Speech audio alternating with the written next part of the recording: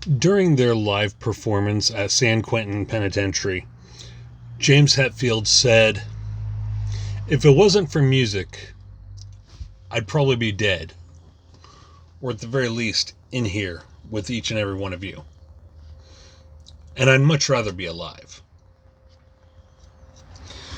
Now, say what you will about Metallica. They've had their fair share of haters over the years, but they have given us some extremely influential music over the years. A lot of their music relates back to their experiences, their personal experiences with drug addiction, alcohol addiction, mental health. Master of Puppets itself is a song about addiction. Sanitarium, the Saint Anger album, all having to do with mental health. And honestly, one of my favorite Metallica albums is Saint Anger. Now, it has received a lot of hate over the years, mainly because of Lars beating that drum like it owed it money, according to a friend of mine, what he said about it. But given where they were at the time that they created that album, and I found myself in a similar position when that album came out. I was very low, very depressed. My mental health was very poor. It really helped me. It helped to save my life. It helped to ignite something in me. And there have been many times over the years that music has helped me. And yes, if you guys see me scratching my nose, I do have sensory issues because of my autism. Little things like I get really itchy at times. But music, I'm a fan of all music. I love almost all music. There have been times when I've spent months just listening to a specific genre. I really love Dean Martin, Bing Crosby. I do like Frank Sinatra a little bit, but Dean Martin and Bing Crosby are my two favorite crooners. And their music I really love to listen to during the fall. Fall and some winter, especially Bing Crosby in the winter time. But then there have been times when I've listened to nothing but grunge music. For example, in my early 20s, I lived with my cousin and her family. And they had this, the landlords had remodeled their house.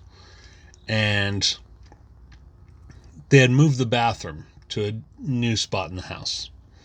And so the old bathroom was completely gutted. And that was my bedroom. It really looked like a torture chamber. Very small, very claustrophobic. No windows, no natural light whatsoever. Sorry, I have windows open. It's a nice day out.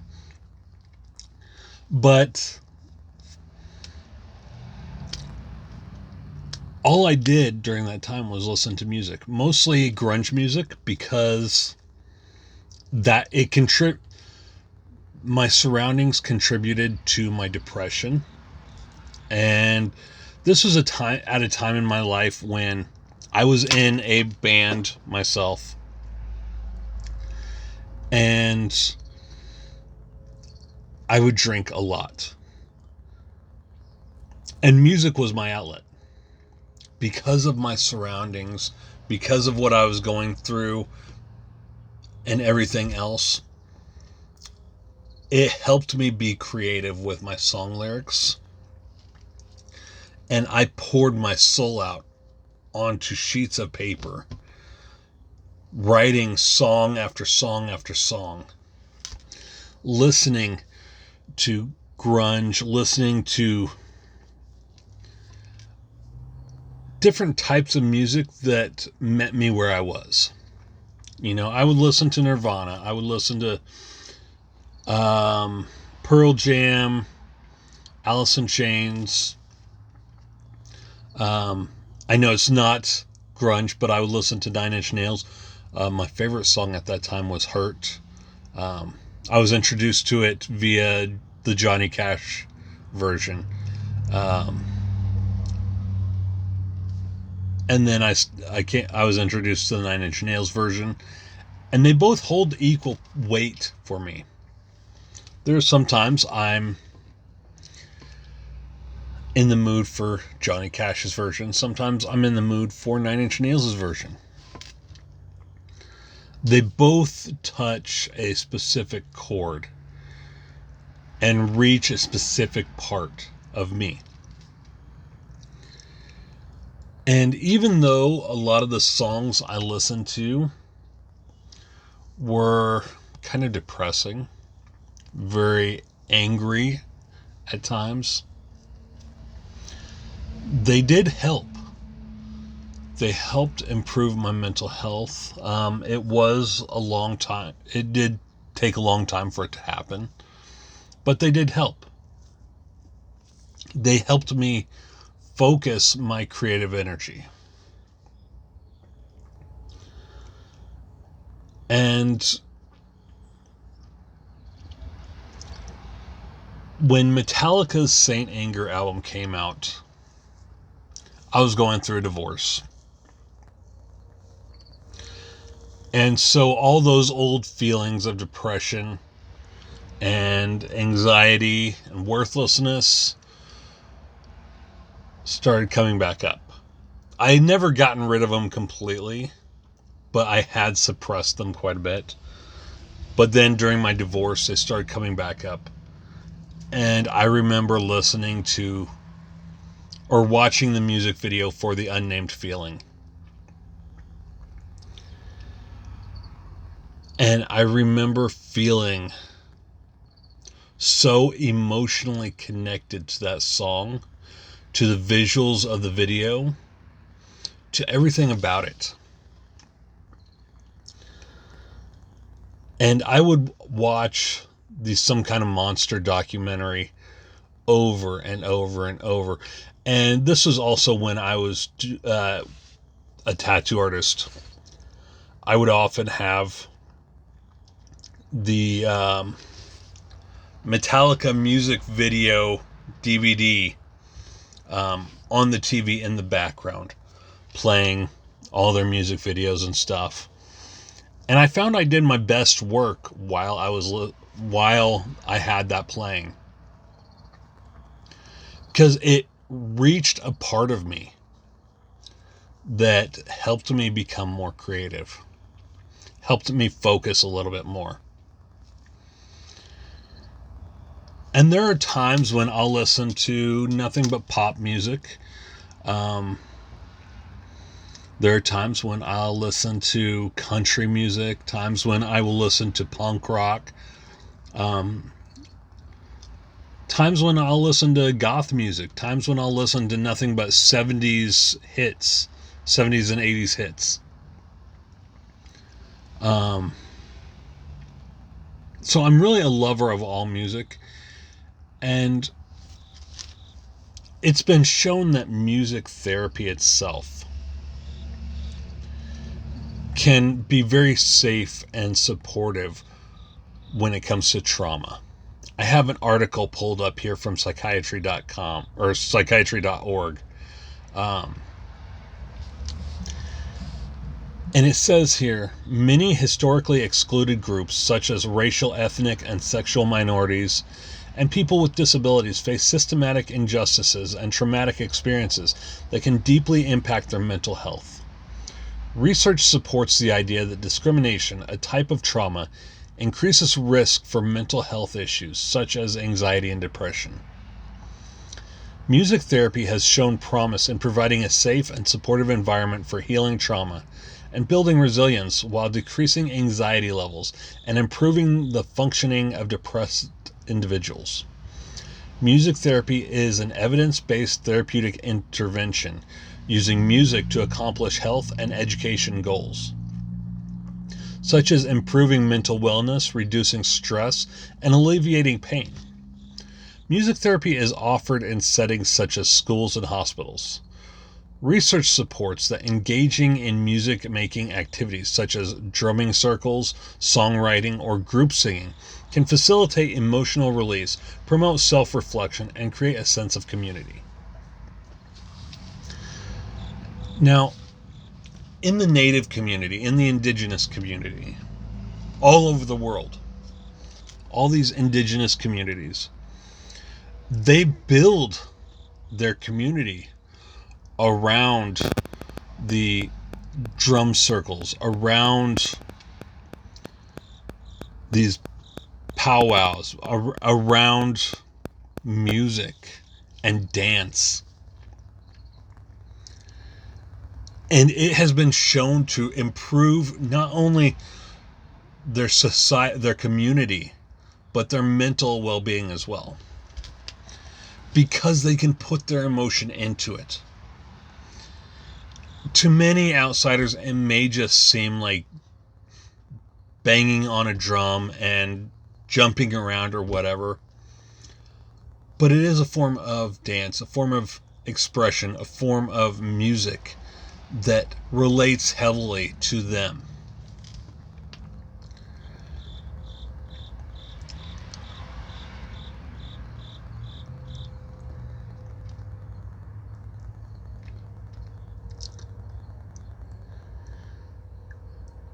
And we find more and more that different music has a different impact on everybody. There are some people who can hear a certain band or a certain genre and just immediately become aggressive. There are some people who can listen to songs and just immediately burst into tears. Music can make us happy. It can make us sad. It can make us angry. It can make us calm. When I'm studying, when I'm reading, I like to play classical music. When I'm substitute teaching, I leave the overhead lights off in the classroom. I let the sun light the classroom. And I will go to the smartboard. And I will usually play a classical playlist, such as Bach or Mozart or Beethoven or some other classical musician. And I'll usually have the volume low. But this is done to promote focus and calm throughout the classroom.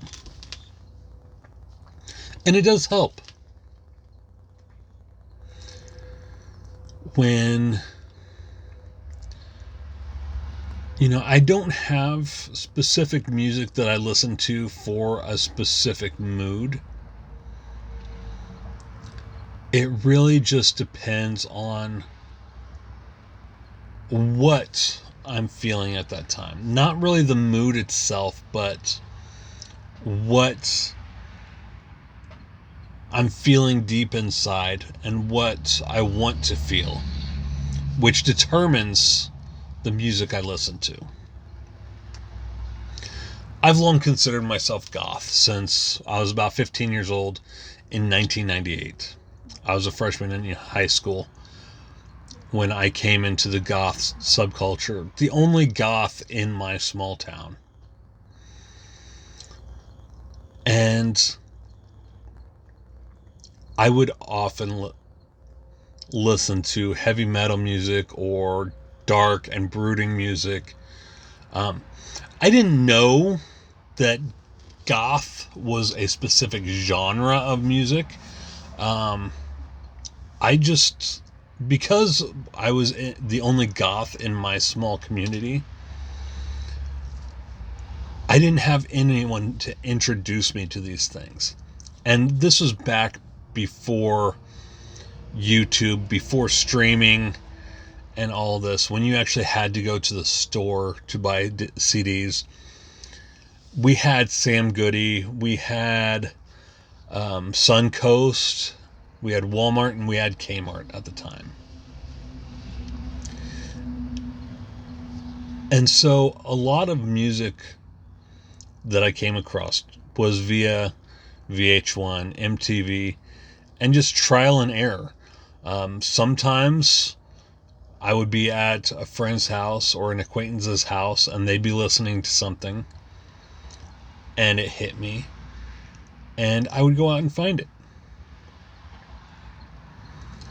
It wasn't until much later that I began to understand the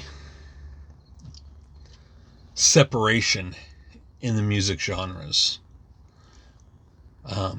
Looking back, many would probably say I was more of a metalhead or shock rocker in high school. But internally, especially listening to goth music now, I felt more goth than shock rock or metal. Yeah, that may have been the style of music I was listening to, but that's only because it was the only music I could find that could reach even a percentage of what I was feeling inside. Now I know different. Now I have much more access to music, to different types of music. In my 20s, I became obsessed with OTEP. I even did an OTEP tattoo right here. And they played a concert nearby in Springfield, which is about half an hour away from me. And I went to it, and it was the most amazing concert I had ever been to. Not because of the spectacle, the show, but because of the emotion that Otep Shamalia puts into her performances. And that's really what music is about. It's about reaching your emotions. It's about reaching that part of you that lets you know that you're alive because you feel it.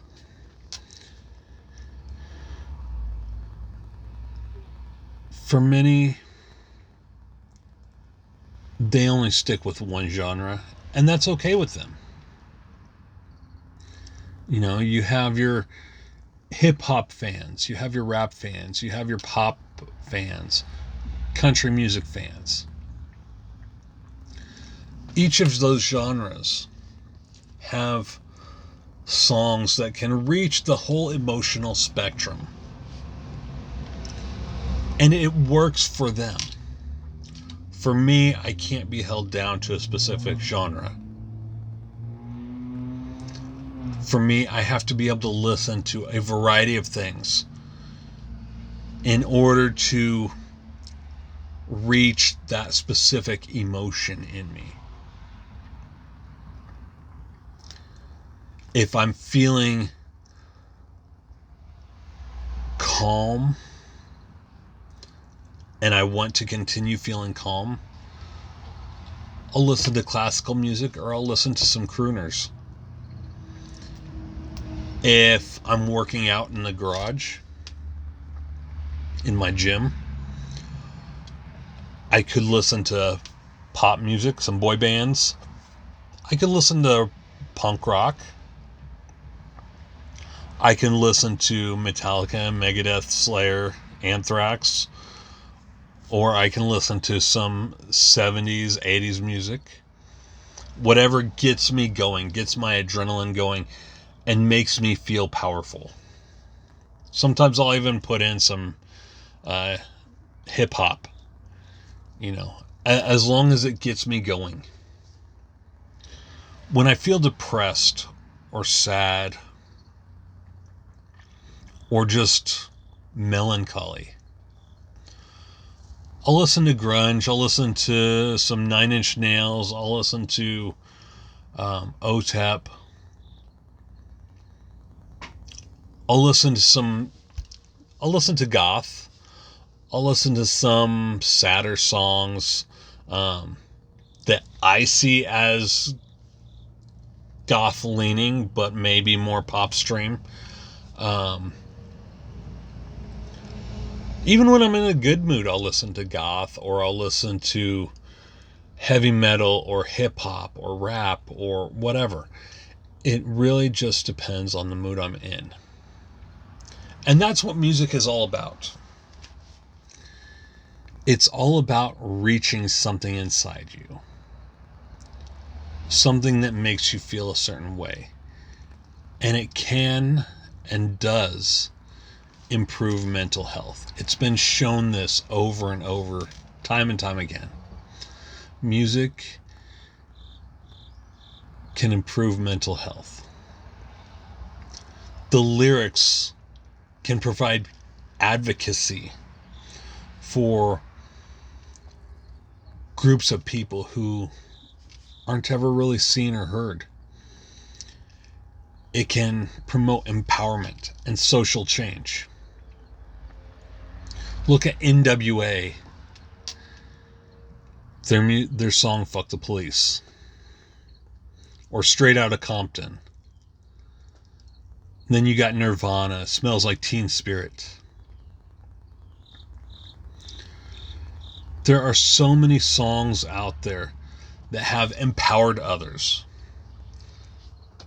that have forced the political climate to gradually move.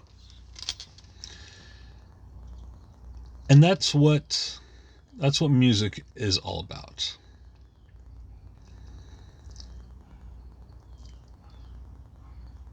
It's about giving a voice to the voiceless. It's about sharing emotion, sharing experiences.